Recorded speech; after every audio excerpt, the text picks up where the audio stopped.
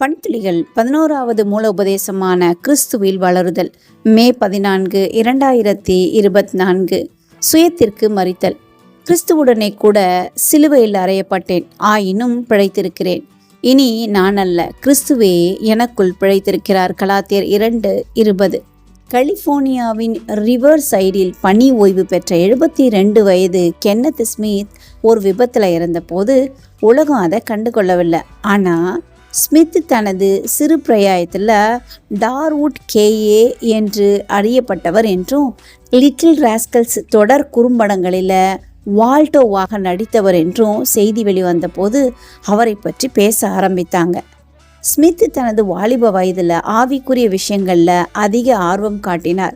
கல்லூரி ஒன்றில் படித்த பின்பு போதகராகி கலிபோர்னியாவில் 6 வெவ்வேறு திருச்சபைகளில் பணியாற்றினார்.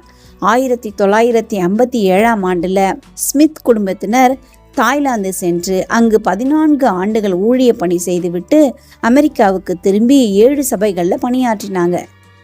பல முன்னாள் குழந்தை நட்சத்திரங்கள் போலல்லாமல் ஸ்மித் கடந்த காலத்தை பற்றி ஒருபோதும் சிந்திக்கவில்லை. அவர் ரசிகர் மன்ற கூட்டங்களுக்கோ முன்னாள் நடிகர்களின் கூட்டங்களுக்கோ செல்லவில்லை. பவுல் அப்போஸ்தலருடைய வார்த்தைகளில், டார்வுட் கிறிஸ்துவுடனே கூட சிலுவையில் அறையப்பட்டார்.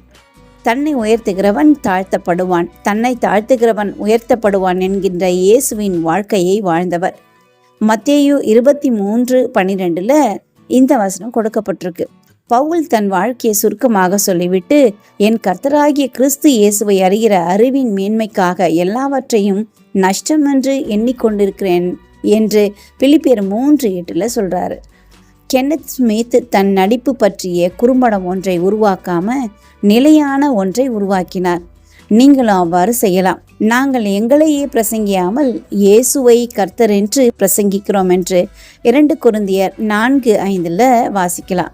இன்றைய செயலில் காட்டுங்கள். இயேசுவோட ஏற்பட்ட வல்லமையான அனுபவத்தின் மூலம் மாற்றமடைந்த உங்களுக்கு தெரிந்த ஒருவரை அல்லது ஏதாவது வேதாகம கதாபாத்திரத்தை யோசித்து பாருங்க. உங்கள் விருப்பங்களை விட இயேசுவுக்கும் அவருடைய ஆசைகளுக்கும் முன்னுரிமை கொடுக்க உதவும்படி தேவனிடம் கேளுங்க. அவர் உங்களை எங்கு வழி நடத்துகிறார் என்று பாருங்க. இன்றைய ஆழமான ஆராய்ச்சிக்கு ரோமர் 6:6-11, யோவான் 12:24, 2 கொரிந்தியர் 5:17 கொடுக்கப்பட்ட வசனங்களை ஆழமா தியானிங்க. இந்த நாள் உங்களுக்கு இனிய நாளாக இருக்கட்டும்.